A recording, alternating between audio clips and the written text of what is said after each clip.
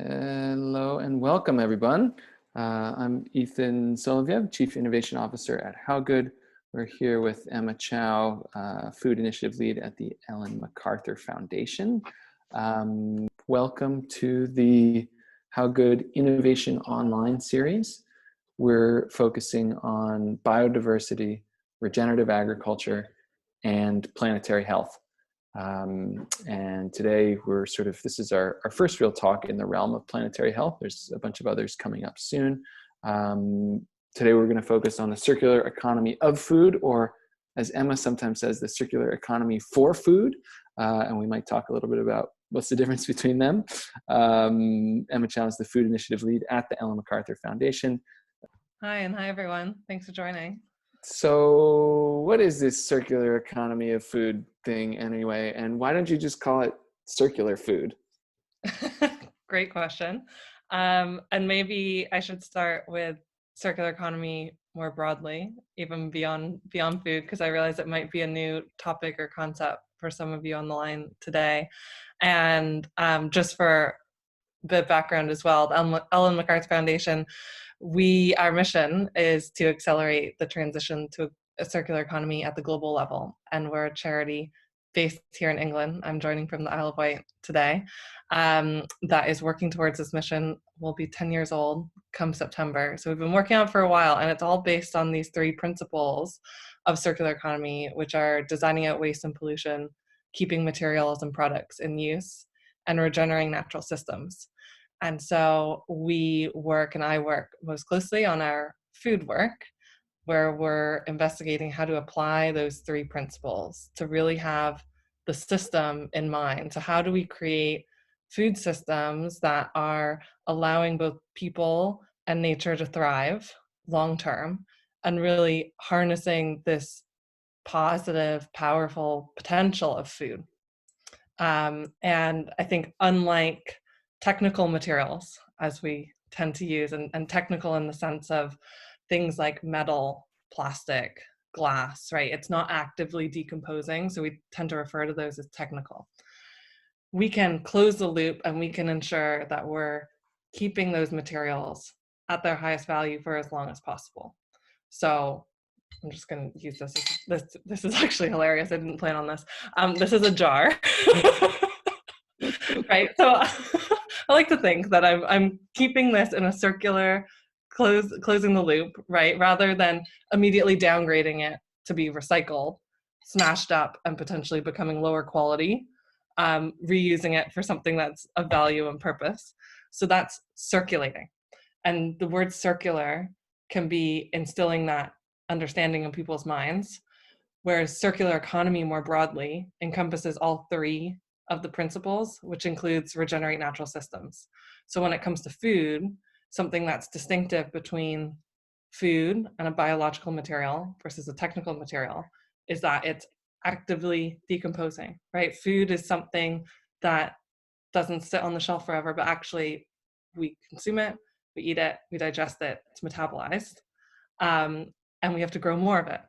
So it's not just about circulating, but actually we need to grow food in ways that is actually supporting nature and natural systems. But isn't that the case for the technical materials too? Like, aren't we actively, consuming iron, for example, and it is actively decomposing, it's rusting, it's falling apart, it's breaking, and we have to be, at least currently because of growth, mining it, extracting it, which is kind of similar to growing more of it. So I've never understood this distinction between technical and biological materials, and not that you necessarily have to kind of defend it or make me understand, but I think it's a really interesting, useful thing to think about, especially with regards to circularity. I mean, a lot of the circular economy work has focused on what you were calling the more technical side, has focused on more durable materials that have a slower decomposition.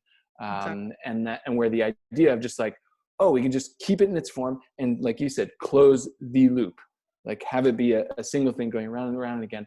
But that doesn't always apply as well to food. So I don't know, talk a little bit more about that sort of edge, and should we really be thinking of it all as it's just, there's materials and we should be using these principles for all of it? Why divide between technical and biological? Yeah, so there's actually a really good diagram that the foundation created years ago in our early days that we refer to as the butterfly diagram. And it shows these two sides of the butterfly, so the technical and the biological. And you see things like reuse and then repair, right? Refurbish. So when it starts to break down, when your clothing starts to fall apart, actually you can repair it. Then it's about recycling. Whereas that doesn't translate into food. And this has been, I think, one of the most exciting areas of our work and most challenging, because it's really forced us to rethink or consider what components do apply or not apply, right? We're not really repairing or refurbishing food, Right. but we can take what are food byproducts from food processing, for instance, and then, as I think a lot of industry players use the word, like upcycling into ingredients that can go back into the food, rather than just burning it for incinerating it for energy, which we don't count as a circular economy solution. Mm-hmm. So it's, in my view, much more complex, and um, there's these, it's lots of different loops, but also connection points. Right. It's almost like the loops. It's like if you think more of if you think of many circles and kind of linking them together, more like a web or a net, and there's Yeah, different sizes and scales of them. And that image starts to make a lot more, like you have to see it for food because of how food is a living system. So why didn't we why not just call it circular food? well, circular, I avoid using that terminology, because for me, the word circular food would insinuate or instill this image of taking old food and making new food out of it. Mm, And in some cases, indirectly, we can do that, right? If we're making something like compost out of food scraps and sending that back to the land to make rich, healthy soil to grow new food. mm. But it can miss out the regenerative production piece of things and just focus on the closing the loop. Right, just make it go around and around. Also, sometimes people think, what do you mean, like an orange or a tortilla or something Yeah, like that too. circular? And that's just not helpful in the in the larger work we're going to do. So you've taken a particular kind of path and tact at the Ellen MacArthur Foundation that's towards cities and looking at cities and the circular economy of food. And so stepping from circular food to circular economy of food helps us remember that it's Mhm. in this larger context of an economy, and it's the economy we're working to make circular, not just the food itself. So why have you focused on cities? What's the link between cities and food? Shouldn't we just be looking at farms and agriculture? Like, Mhm. why go that way? Great question. So we started this piece of work on food really with a hypothesis at the beginning of 2018 around saying, um, how linear is today's current system? What makes it linear in the sense of it's extractive, damaging, polluting, unhealthy for people and nature? What is the potential for applying circular economy principles, and is it significant? And we felt like cities had a big role to play because they are these growing hubs of where so many of the world's resources, including food, is destined for. And what we found out of that research is cities indeed do have a big role to play, because it's expected that about 80% of the world's food will be eaten in cities by 2050. So they have massive demand power, which they can, if decisions are being made by procurement offices, retailers, food brands, eateries, all these players shaping urban food systems, if they're making decisions and sending the demand signals upstream to the farmers and actually creating the markets and demanding this shift towards more regenerative practices, that's really the approach that we're taking. And at the same time realizing that it's not just demand power that cities have, but they're also simply hubs of people and culture, innovation and ideas. Mm. So with food systems, I mean, you know this all so well, but it's super complex. And I think the problem is fairly well known at this point. There's been lots of studies in the past few years identifying the problem, and there can be lots of buy-in to work on solutions, but it becomes challenging to know where to start. Mm. And we've found, and this is now what we're working to mobilize in a few cities, actually globally, because we're working with London, New York, and Sao Paulo, to say, okay, we have this vision. We know the cities can take action. And if cities globally do, they can generate benefits totaling about $2.7 trillion a year by 2050. So there's a significant opportunity. That's clear. But how do they actually do it? How do they stimulate this change? So we're in the taking this experimental approach So you're to basically like, you've honed in on cities because they're sort of a leverage point for change, as opposed to trying to reach all the farmers in the world and say, hey, you should maybe think about a circular right. agriculture system. You said, look, demand, especially eating, citizens are concentrated in cities. Innovation is concentrated there. Let's see if we can choose, like, take that on as the leverage point and see what that does to the larger food shed that's connected to the city. Is that Yeah. right? Yeah, exactly. And so what are you doing with the, with New York, with Sao Paulo? Like, what's the process look like? Who's getting engaged or sort of Mhm. mobilized in those places? How are you working with cities to bring this concept that might be a little bit new for them, circular economy, and then wait, circular economy and food? Like, how are you approaching that? Mhm. Yeah, I think that point, that last point you made on it might be new to them and just understanding, right? So I look back on the past 8 months or so because we launched this 3-year phase of the food initiative last June, which was the moment when we began working with these 3 cities and really starting with the municipalities and members from different departments in city governments. And all of them, it's a different approach in all 3 cities simply because the governance structure differs from place to place. Some places will have a food policy team. Others, it's split. Like in London, we work very closely with the London Waste and Recycling Board, but also GLA, which is the Greater London Authority, and there's a food policy team within that.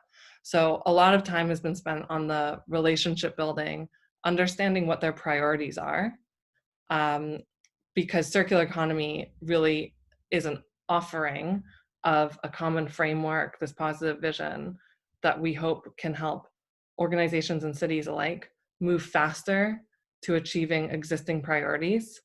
Hmm. It's not about creating a competing priority or something brand new. Um, and also what we're bringing to the table is really the thought leadership and convening power. So we have had workshops in all 3 of the cities in the past few months. From September to February was our last one in New York, um, bringing together this consortia, which is made up of the relevant city government officials, other NGOs who are deeply embedded in food system solutions in the geography, industry players, both multinationals and local, smaller, and farmers, um, and some other organizations as well, to start really demonstrating or enabling, rather, the new ways of working and bridging public-private sector in particular. So a lot of these places already might have like a sustainable food goals, or maybe have done some circular economy work in terms of, um, in terms of recycling or in terms of materials or something like that. How, when they just sort of start blending all the words together and say, well, yeah, circular, sustainable, regenerative, it's all kind of the same thing for us. How do you differentiate between them? Like, how would you say, well, here's the difference between circular and sustainable, here's the difference between circular and regenerative, because there is something different that you're going for, and the Ellen MacArthur Foundation has honed in on circular as as something distinct from, the Sustainable Development Mm. Goals, as something distinct from other stuff that have been happening. So how do you differentiate between them? Yeah. So I think this distinction between circular economy and sustainability is something that, we have lots of discussions, especially with folks when they're new to circular economy. I've never heard of it before. That's a common question. And it's really this notion that sustainability, well, its origins and it has good intentions, but it's been diluted quite a bit and tends to aim in reducing the harm. So often you'll hear like Mm. net neutral, zero Mm-hmm. waste, zero emissions, right? That's the target, but it's still operating within current paradigm and how we do things, current systems, and optimize it. It's an efficiency Mm-hmm. play often. Mm-hmm. Whereas circular economy, we use the word design a lot because it really is about fundamentally redesigning entire system, redesigning products so that they're designed for the outset to maximize positive benefits for you as the individual using, eating, experiencing that product or service, and for the system more broadly, because we know that just optimizing the current linear system is good in itself, but it's simply moving out the end date for when our finite resources are going to deplete, right? Versus really rewiring the system, to say how can we rewire to actually generate as much positive. And that's, for me, the fundamental shift. It's quite nuanced. Mm-hmm. And I think circular economy can sometimes be perceived, depending on where in the world people are and their experience, as recycling or waste management. And so often that can be an entry point Mm-hmm. into the conversation and understanding, but then building beyond it and saying recycling can be good, or for instance, food waste prevention, composting programs, that can be good, but actually that doesn't totally shift the underlying fundamental linear aspect of the system upstream. Right. Right. Yeah. It's interesting because I think almost in the same way you said sustainability has like diluted over time, where it's really just like often about efficiencies. In some ways, I think the early circular work went out there and ended up being just about efficiencies towards circular.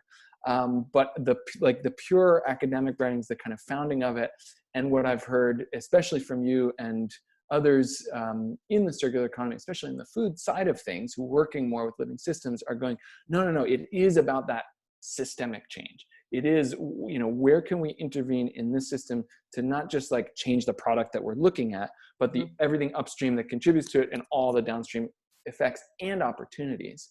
And so that sort of aiming for good as opposed to aiming for doing less bad seems, really clear and important part of circular economy. But then again, not everybody I talk to thinks that about it. So it's interesting. And I guess what I've seen is when you work with food, that tends to happen more and more and more because you can't avoid seeing the system. Yeah, it's been such a learning process, or iterative kind of storytelling process of what language do you use with stakeholders, especially in food, because they may have never heard the concept, or they may have ideas around what it means for durable goods, Mm-hmm. but it translates so differently for food. There's been a lot of focus in circular economy of food on food waste. And I'm just curious if you could talk about like why that is. Why has that been such a focus point? Did that come out of the kind of aim to be working with cities and the very apparent nature of it there and the sort of cost saving opportunities there? Or like, why did reducing food waste or eliminating food waste, why has that been some of a focus of circular economy for food in the world? Yeah, well, I think it ties, this is my hypothesis, but I would expect that it ties most directly to this association with the word circular and material stream Mm-hmm. circulation or looping, Mm-hmm. or something related to waste.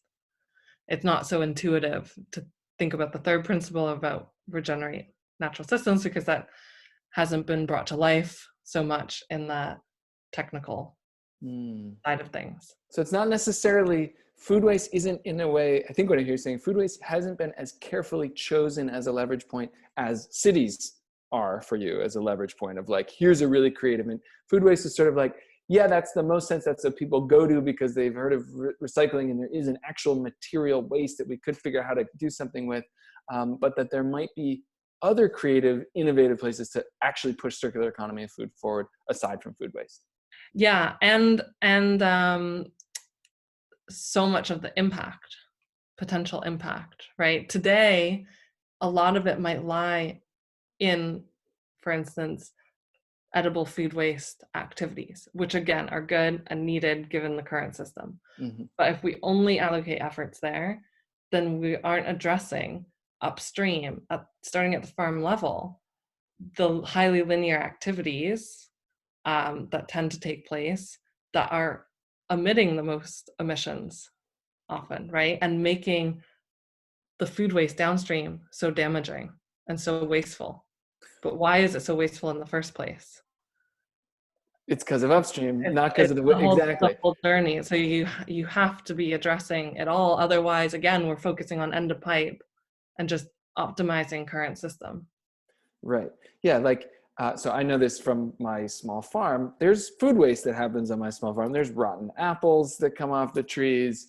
You know, there's from our animals when we slaughter animals. There's like parts of it that we're not eating or bones we're not making something out of, and that is waste. But because all of it is coming from a regenerative agriculture system, you know, it's not so big a deal. We compost it or we feed it to the, you know, we put it back into the system. And so Right. it's almost like if all of the upstream farms that are the whole food shed in a city were capturing carbon, we're putting water in the soil, we're increasing biodiversity, we're building farmer economic livelihoods, then the waste side of it is like, yeah, we still don't want it. We still want to reduce waste. We still want to make sure people get fed and we, you know, utilize resources the best, but it's not as big a deal because all the impact of it upstream was actually positive. Right. And that's right on line with how we articulate the ultimate vision. It's about saying in the ultimate vision, if there's excess edible food, the reason to make sure that it doesn't go uneaten is to help address food security and access needs, right? But it shouldn't be a negative impact from an environmental standpoint. Mm-hmm. And always thinking about natural systems and your farm that you just described so well. It's like the concept of waste has been eliminated, Mm-hmm. just like in nature, right? Nature, waste doesn't exist when untouched, but we have intervened and we have created agriculture systems that are incredibly wasteful. So how do we actually, again, redesign the system to actually eliminate waste Mm-hmm. altogether? What are some innovations that you're seeing out there, you know, from in the food industry, you know, from product creators or materials, you know, ingredient suppliers, material suppliers? What are some innovations you see happening out there that you think are like cool, new, leading edge of circular economy of food? Well, there's so many. Um, I think on one side of it, just on the waste side of things, to continue on that thread, again, when we eliminate the concept of waste, you know, there will continue to be byproducts. So the parts of food that we can't necessarily eat. And we Mm-hmm. don't want that to go wasted. That contains nutrients as well. And what we see is some really cool innovations to not only get it back into agriculture, and there's, you know, it's beyond just innovation, small scale now, but the use of insects and black soldier flies in places. There's basically a country or a company in every region of the world at this point who's applying this technology or innovation really at scale, where you're using black soldier flies to very rapidly transform what would be organic waste or materials into several products, which tend to be biofertilizer and compost, fish feed, and oils that can also be used in other, like, what's it called? Well, like indoor Mm-hmm. farming, Mm-hmm. so liquid fertilizers. So that's one. And also into biomaterials. We think about the bioeconomy, Mm. right? We know that creating a circular economy, this future economy that isn't dependent on finite resources is bio-based. And so what are those material streams that are actually being transformed into biomaterials, even nutraceuticals? And so we see everything from orange fiber in Italy that's taking orange peels and making fabric for high fashion houses in Italy. Wow. to nutraceuticals being developed as well.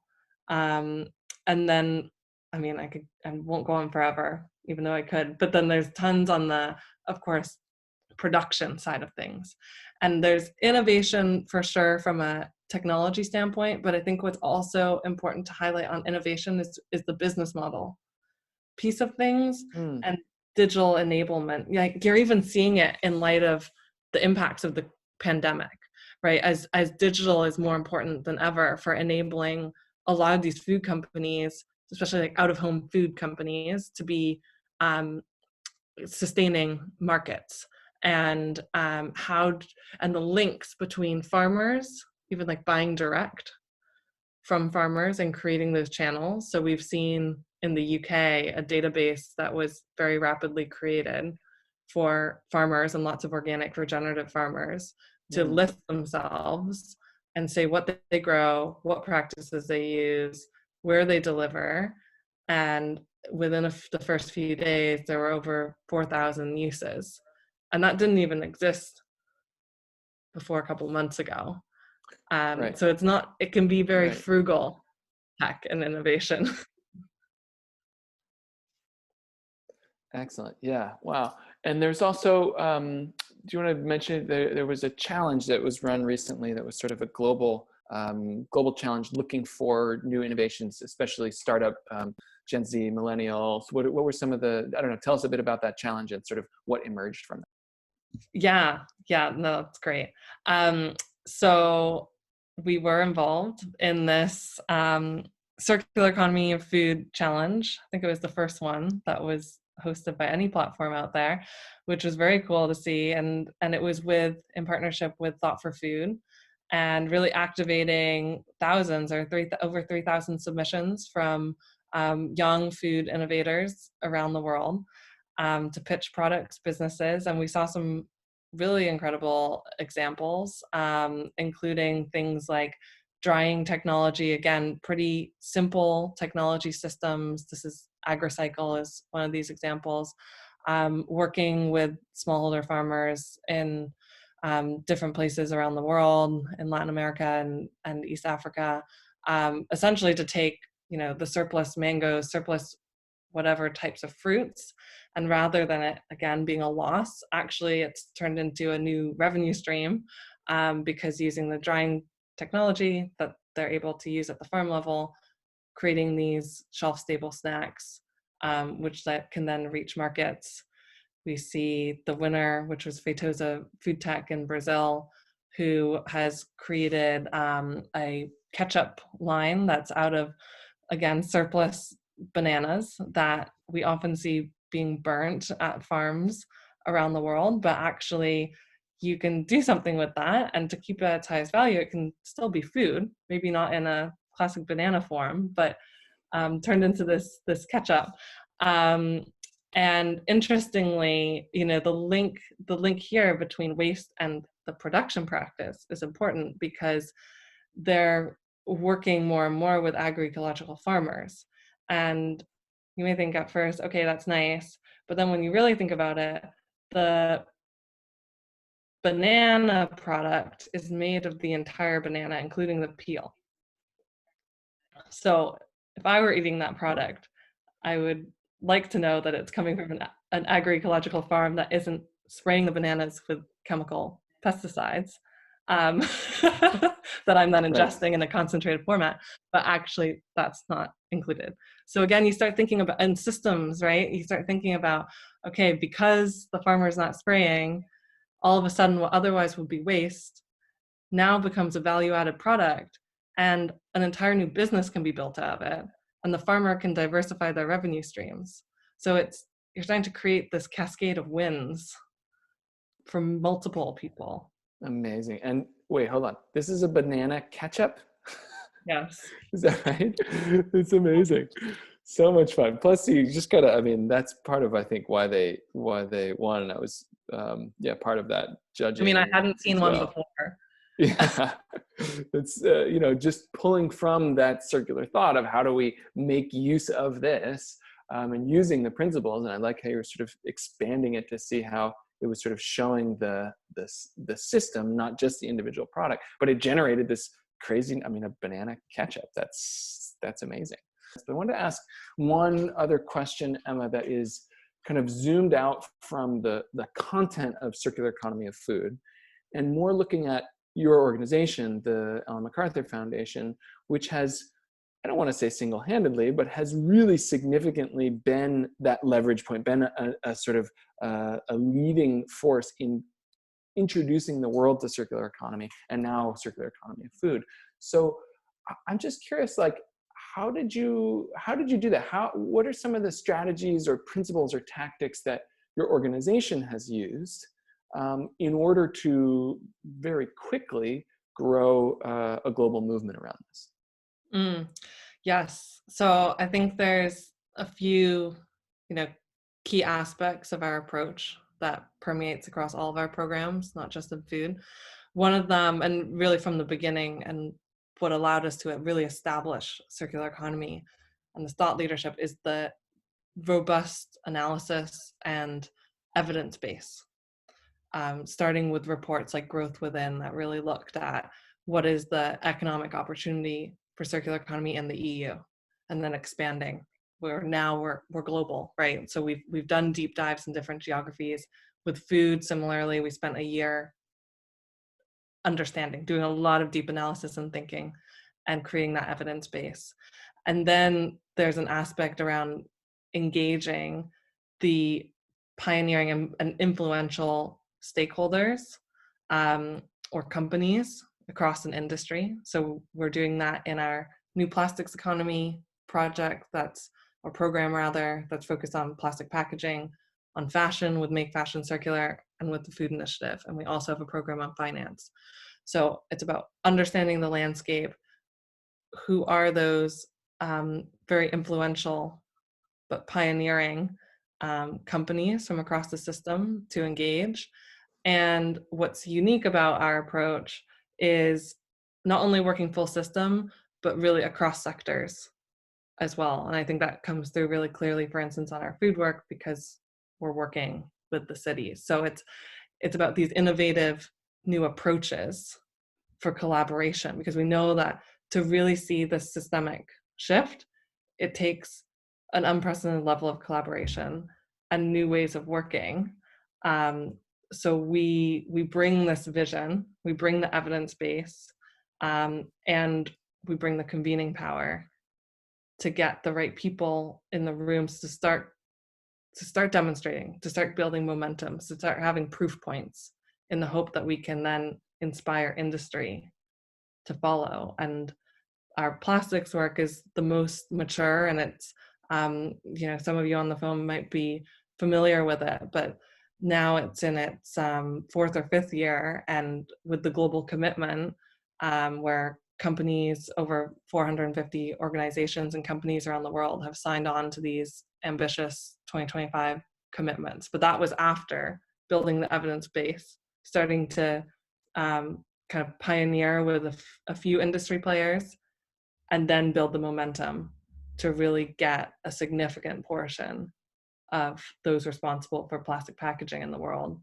to be signing on for commitments, and start to put the industry on a new trajectory. And is there like enlightened self-interest here? Is there cost savings that you've seen on the plastic side, or other sort of financial efficiencies that businesses can look to and say, oh, wait, this isn't just cool, this makes business sense? And do you think that will be there for food as well? Yeah, I mean, that's something very important from the outset, and comes through very clearly with the word circular economy, right? Economy is actually was where it all started from. Mm. For the business case is always built in to this analytical work, along with the environmental and social health cases too. And we definitely see opportunities to be capturing cost savings, and also opening up new revenue streams. And that's relevant for food as well. Like, you think about what are the costs of agriculture inputs, and what is that time frame to be able to shift from more conventional practices to more regenerative, and what are the costs and savings along that, and can you be cutting costs down the line of what you're currently buying Mm. as synthetic inputs or agrochemicals, but then actually create a way to grow food that you don't even need so much or any of those in the first place. Yeah, awesome. You make it seem so. You were talking about the evidence base and the vision. You know, you're so confident in it and showing these clear examples. It's like, oh yeah, great. Right? Why are we doing this? So that's awesome. Thank you for bringing that both from you and from the organization. So in our little chat break room, you know, we were discussing, you know, how I guess, you know, in New York, which is where Gabriella and I both live, they actually have now canceled the composting in New York because of the coronavirus. And you know, at the same time, it wasn't very successful. And I think that part of the reason why is, you know, and there's an obvious economic benefit for New York City, which has to truck out a lot of its waste and all that kind of stuff. But it feels as though the message was never really, you know, relayed to the public about what the benefits of composting were and why, in urging them and trying to support the, you know, New Yorkers to do it. And they actually only launched it in certain neighborhoods. And you know, they dropped these brown bins off and left them. People didn't really even know what they were.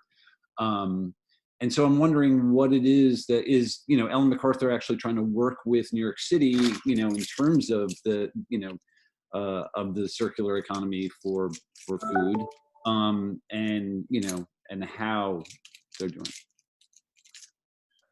Excellent. No, thanks for bringing that up, and the very relevant topics, which not only New York, but you know, cities around the world are looking at recycling and composting systems and potentially kind of shifting them during COVID-19 pandemic and response. And so with New York, just to step back for a moment, what are we working on with them? It's all aspects of the vision. So it is the food sourcing, you know, how can they connect with farmers in the region? How can they be supporting through their demand power a shift to more regenerative practices? How can they also be designing out waste and managing the waste and byproducts from food more effectively, which includes things like composting, right? So both residential and commercial, really taking that holistic view. And with New York, this has been, as you pointed to, quite recent in terms of just having the pilot. So it wasn't established as a full city program. And even thinking back to February, just as before COVID-19 was breaking out in New York, and our workshop that we had there was lots of discussion around what does need to be in place to really make this program citywide and successful and make sense economically. Because that's something, a common challenge that we see around the world, because it can make sense in your mind, like, of course, why wouldn't every city do composting rather than landfill? But it's really not that straightforward when you consider the economics, especially in places where landfilling can be very cheap, and the gate fees are much cheaper in some cases than even composting or anaerobic digestion. But you also, this is where the system piece around it, it can't just be a motivation to divert from landfill, because there needs to be a market for what you're actually creating out of that organic waste, right? If you are just avoiding landfill, what we do see in some cities is they might just create energy off of it and then send the biosolids, a smaller volume, to landfill later. But actually that's not maximizing the value, nor is it going to make sense economically speaking. So does it make sense? Is there farming in the region, for instance, where compost can actually be a commercial product to them? And is there demand? Or actually, this is where sourcing regeneratively, right? If the city is sourcing food that's more regenerative from the farmers in the region, then those farmers are likely going to be using the types of practices that would demand compost. So there's this virtuous, mutually reinforcing kind of material cycle of food coming into the city, the compost, biofertilizers going out, and the reinforcing markets to provide economics. Yeah, and so it seems like it's also starting to work with the city to start to understand this and move in this direction will end up with really great systemic outcomes, and doesn't always immediately fix, you know, the lack of resilience, the brittleness of the current system, or make it work perfectly on the ground. But I think what I heard from Emma talking about the organization as a whole is that figuring out how to do that systemic design up front actually saves a lot of time in the long run. We've got a couple great questions coming in here. I'm just going to pass it over to Greg. You should be unmuted now for a quick question, and then there's one from Mark and Sydney that we'll get to after that. Greg, go ahead. Yeah, awesome. Thanks, Ethan.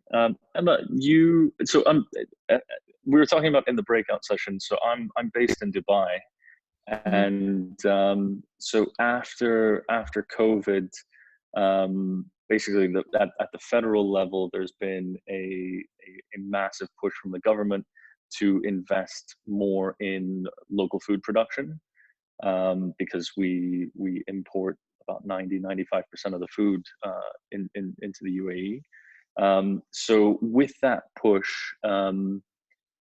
you know, we started speaking with one of the waste management companies in the Emirate of Sharjah. So like the Emirates are basically like big sort of city states, and so they have done a tremendous job with like doing something like 72% of like waste, sort of pulling things out of the landfills. I think like a rate of like 72%. But they are one of the big projects that they've talked about is their waste to energy. And you mentioned that like waste to energy isn't really considered part of a circular economy. So with this push for local production, like how much could be diverted from a waste to energy project into sort of supporting the local agriculture through compost or other means? And also, I would love to get your thoughts on sort of watershed management, because obviously fresh water is a really lacking resource here. So, and if we see a ramp up in local production, that is going to have to be resolved as well. So I'd love to hear your ideas on what a sort of a circular view is on water management. Yeah, so the water management piece, because that was something we did factor in and consider in terms of benefits when we were doing that analysis. And again, when this is where the farming practices is really important, and just conventional linear practices are very extractive of fresh water, right? That's one of the finite resources that it's highly extractive of. So how can you better manage those available water stocks? By shifting to more regenerative practices, by having healthier soils that are also have greater water holding capacity, and also thinking about the implications of water contamination, which can have really negative health impacts too, plus eutrophication when there's mismanagement of fertilizers. Then on the waste to energy and the composting side of things, I'm not sure if I fully understood it, but I think the question was, if there's more local production, does that suddenly provide an alternative to waste to energy and actually a need for something like compost? I would say yes. And also thinking about, are there opportunities for other uses in the bioeconomy? You know, there's some calculations that need to happen in terms of, would there be excess in terms of the farming versus the compost production? But then also thinking about, like, especially what are really pure waste streams? Are there food manufacturing or other sort of activities that get a very pure stream that is often most suitable for being used in more innovative bioeconomy uses like biomaterials, etc. Great. Thank you. Okay, there's a question from Mark here that's about how does the strategy to focus on cities, how does that actually drive consumer demand for circular food systems? Emma, if you could speak a bit to that. Yeah, I think the really important thing too is just this shift in approach or perspective from consumer to citizens.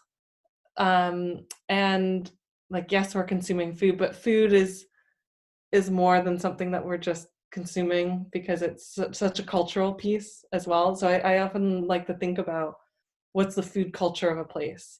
And you do see cities, municipalities even, doing a lot around public campaigns, which directly affect food culture, whether it's also like around local production, seasonal foods, building the awareness and education. I think will have impacts on how people are just understanding and connecting with food system, and then if we're caring more about where their food's coming from, how it's grown, not wasting it so much because they value it more.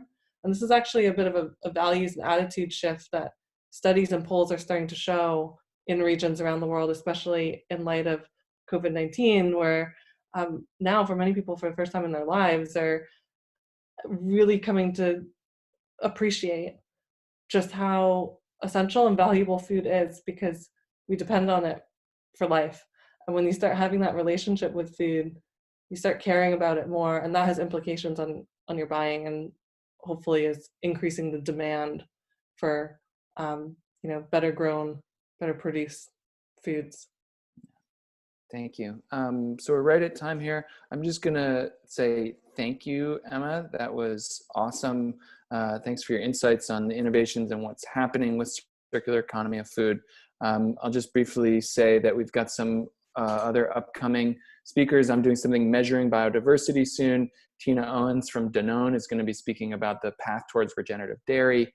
We've got the World Economic Forum speaking on their kind of planetary health angle. And then Pierre Thiam, who I met actually at an Ellen MacArthur Foundation event in New York City, is going to talk a bit about crop commercialization for biodiversity.